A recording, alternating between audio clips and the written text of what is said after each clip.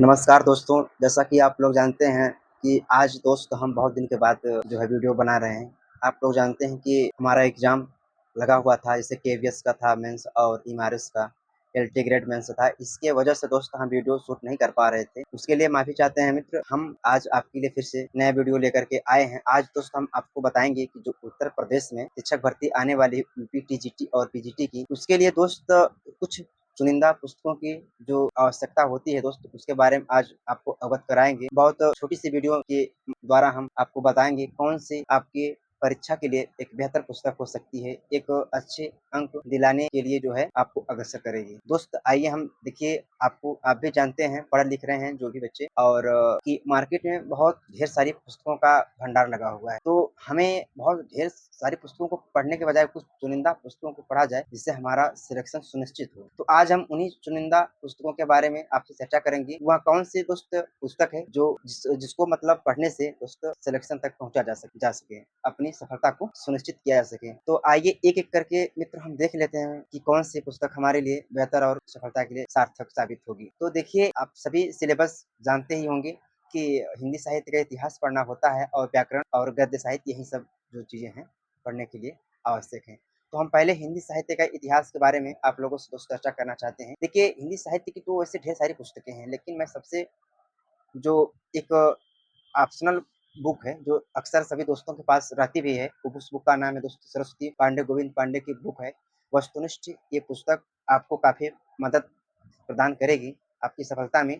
तो दोस्त सबसे अच्छी ये पुस्तक का थोड़ा-सा रिव्यू कर देते हैं। आप जैसा कि देख पा रहे हैं, हमने अखबार को चढ़ा रखा है दोस्त, सुरक्षा के लिए ही। यह पुस्तक का फ्रंट पेज है। देखिए, ये हिंदी साहित्य का इतिहास, इसमें जो है जितने भी महत्वपूर्ण कई किताबों का निचोड़ है, ठीक है? कुछ तो दोस्त यूट्यूब पर आकर के बताते भी हैं कि गोविंद पांडे और सरस्वती पांडे की बुक अच्छी नहीं है।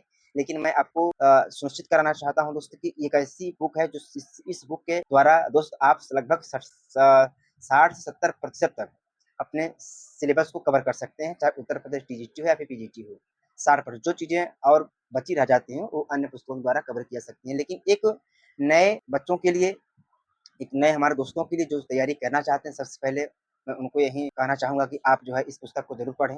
इस पुस्तक को ऐसे मार्केट जाएँगे, देखिएगा फ्रंट ये बोल देंगे कि हमको सरस्वती पांडे, गोविंद पांडे की पुस्तक चाहिए, वस्तुनिष्ठ वाली। तो ये कवर पेज है, आप देख पा रहे हैं और आपको हम और दिखा दे रहे हैं दोस्त, जैसे कि ये अवश्य प्रकाशन है, ठीक है? और यहाँ पे देखिए इसका मूल्य लिखा हुआ है 300, लगभग 250 के करीब आपको ये पुस्तक मिल जाती है। तो इसका सिलेबस देख लीजिए आप, थोड़ा-सा रिव्यू आपको प्रदान कर देते हैं, देखिए। इससे भाषा के बारे में जानकारी ये दे दिया गया है, ठीक है? और उसके बाद पूरा जो लिपि-उपि है और कुछ व्याकरण की मतलब कि इस पुस्तक में कई चीज़ों को कवर करने का जो है प्रयास किया गया है और लगभग इसको पढ़ने से इसे पढ़ने 60 से 70% आप कवर कर सकते हैं अपने पाठ्यक्रम को। देख लीजिए और उसके बाद गद्य भी दे दिया गया है और इधर पूरा काव्य शास्त्र भी है। तो ये सब जो चीज़ें हैं बेसिक, बहुत अच्छी बुक है।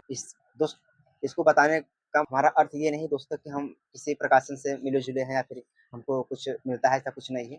जो चीज़ें मेरे लिए सूटेबल थी, उस वही चीज़ें मैं सोचा कि आप लोग को भी बता दूँ, ताकि आप भी अच्छे से किसी एग्ज़ाम को क्वालीफ़ाई कर पाएँ। देखिए, एक हमने आपको गोविंद पांडे और सरस्वती पांडे की पुस्तक के बारे में बता दिया। उसके बाद जो चीज़ें आपको पढ़नी चाहिए, ये है सामान्य हिंदी, नालंदा की दोस्त ये पुस्तक है। आप देख पा रहे हैं फ्रंट पेज को। ये जो पुस्तक डॉक्टर पृथ्वीनाथ पांडे की ये किताब है, इसको मात्र पढ़ने से आपको क्या फ़ायदा होगा, आपको बता दूँ कि आप अपने जो शब्दार्थ अर्थात कि जो शब्द भंडार है, उसको काफ़ी मजबूती प्रदान कर सकते हैं। जैसे कि पर्यायवाची शब्द विलोम और मुहावरे, लोकोक्तियाँ, इससे काफ़ी अच्छा कवर किया जा सकता है। इस पुस्तक का सिर्फ़ यही वो है और बाकी तो सब कुछ दिया है इसमें, लेकिन आप ये मुख्यतः शब्द भंडार के लिए अच्छी किताब मानी जाती है। और तीसरी बुक के बारे में हम चर्चा करना चाहते हैं आपसे दोस्तों, एक हरदेव बहारी की पुस्तक है। ये भी व्याकरण के लिए काफ़ी बेहतर बुक है। ये इसका फ्रंट पेज देख लीजिए, ऐसे आप मार्केट में देखेंगे तो मिल जाएगी पुस्तक। ये भी काफ़ी बेहतर बुक है। इसमें भी शब्द भंडार, संज्ञा, सर्वनाम, व्याकरण सारा चीज़ दिया गया है। व्याकरण के लिए दोस्तों पुस्तक है, इसको भी आप पढ़ सकते हैं और हम और आपको दिखा दे रहे हैं। और व्याकरण के लिए एक और भी डॉक्टर वासुदेव नंदन प्रसाद की भी पुस्तक आती है, आप देख पा रहे हैं। इनको भी पढ़ सकते हैं, काफ़ी अथॉरिटी बुक ये भी है। और देखिए, इतना जब दोस्त आप पढ़ लेंगे, सबसे पहले गोविंद पांडे के हिंदी साहित्य इतिहास लीजिए, उसको पढ़िए, अच्छे से समाप्त करिए। उसके बाद तब फिर आप हरदेव बहारी, नालंदा, ये सब चीज़ें पुस्तकों को लेकर के आप धीरे-धीरे करके 3 से 4-6 महीने दोस्त आप पढ़ सकते हैं, अगर रेगुलर 6 से 8 घंटा भी पढ़ रहे हैं तो। उसके बाद दोस्त पढ़ने के बाद सबसे जो ज़रूरी है दोस्त, आपको हिंदी साहित्य का इतिहास, ये देख रहे हैं आचार्य रामचंद्र शुक्ल जी का है। इनके जो भूमिका लिखी है रामस्वरूप चतुर्वेदी जी ने लिखा है। दोस्त यहाँ एक ऐसी पुस्तक है कि अगर आप किसी परीक्षा में हिंदी से रिलेटेड संबंधित जो भी परीक्षाएँ होती हैं दोस्त, चाहे जीडीसी हो या फिर एलटी की केवीएस हमारी जो भी परीक्षाएँ हो रही हैं इस समय, इतने कथन-वथन सब आते हैं शुक्ल जी की, इसमें काफ़ी अच्छे दिया गया है। और दोस्त यह एक बेहतर पुस्तक है, इसमें हिंदी साहित्य के इतिहास के बारे में अगर आपको बेसिक समझना है, तो आप सबसे पहले इनको पढ़ सकते हैं। अब बहुत दोस्त कहते हैं कि हमें शुक्ल जी की पुस्तक तो समझ में नहीं आती है, तो दोस्त अगर आप समझना चाहेंगे तो काफ़ी बेहतर पुस्तक है और इस पुस्तक को मेरे हिसाब से तो बिना इसके पढ़े हम अपने नींव को मजबूत नहीं कर सकते हैं दोस्त। और एक इसके बाद पुस्तक है हिंदी साहित्य का इतिहास है, इसके संपादक डॉक्टर नगेंद्र और डॉक्टर हरदयाल के द्वारा ये किया गया है। दोस्त यह किताब की जो विशेषता है, आपको बता दूँ कि इस किताब की जो हिंदी साहित्य का इतिहास लिखा गया है, ये लगभग 20 से 25 लेखकों के द्वारा इसमें संपादित लिखा गया है दोस्त। सबको मिला कर के कुछ जो मुख्यतः हिंदी के लेखक हैं, उन सब ने इस पुस्तक में लगभग 20 से 25 लेखकों का योगदान है। तो आज दोस्त हमने आपको अपनी संक्षिप्त वीडियो के द्वारा हमने आपको बताया कि उत्तर प्रदेश टीजीटी के लिए कौन-सी पुस्तक आपको हिंदी विषय से संबंधित आपको आपकी सफलता को सुनिश्चित करा सकती है, उस पुस्तक के बारे में हमने आपको बताया। एक बार फिर से दोस्त संक्षेप में आपको हम बता देना चाहते हैं। देखिए, सबसे पहले आप सरस्वती पांडे, गोविंद पांडे की पुस्तक लीजिए, इसको आप डेली लगभग आधे घंटे तक हनुमान चालीसा की तरह दोस्त आप पढ़िए। इसको आप 2 पार्ट में पढ़ सकते हैं दोस्त, 15 से 20-25 मिनट आधा पढ़िए, फिर उधर आधा पार्ट पढ़िए 15 से 20-25 मिनट। आधे घंटे आपको पढ़ के दोस्तों छोड़ देना है, आपको याद नहीं करना, लोड नहीं लेना है। आप जिस तरह से हनुमान चालीसा दोस्त पढ़ते हैं और एक दिन आपको हनुमान चालीसा आपके ज़बान पे रटी हुई रहती है, उस तरह ये पुस्तक भी रट जाएगी। आपको लोड नहीं लेना है कि ढेर सारी किताबें क्या पढ़नी है। पहली बात आप अगर सरस्वती गोविंद पांडे की एक ही पुस्तक लेंगे, इसको पढ़ेंगे, तो आपको लगभग 60 से 70% आपको समझ में आ जाएगा कि अच्छा कि हमारे टीजीटी में टीजीटी प्रश्न कहाँ से बनते हैं, ये मालूम चलेगा। आपको बेसिक जानकारी हो जाएगी। इसीलिए पहले गोविंद पांडे को पढ़ना ज़रूरी है।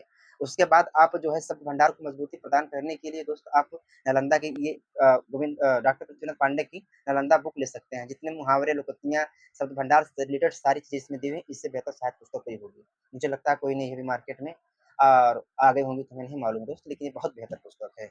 और उसके बाद तब आपको पढ़नी चाहिए मेरे हिसाब से आचार्य रामचंद्र शुक्ल की ये किताब जो है काफ़ी बेहतर हिंदी साहित्य की जब आपको समझ गोविंद पांडे से हो जाएगी दोस्त, तब आप अगर इसको पढ़ेंगे, बहुत धैर्य के साथ पढ़ेंगे तो आपको बहुत बेहतर समझ में आएगी। इसी पुस्तक से लगभग कई प्रश्न आजकल के एग्ज़ाम में बनने लगे हैं।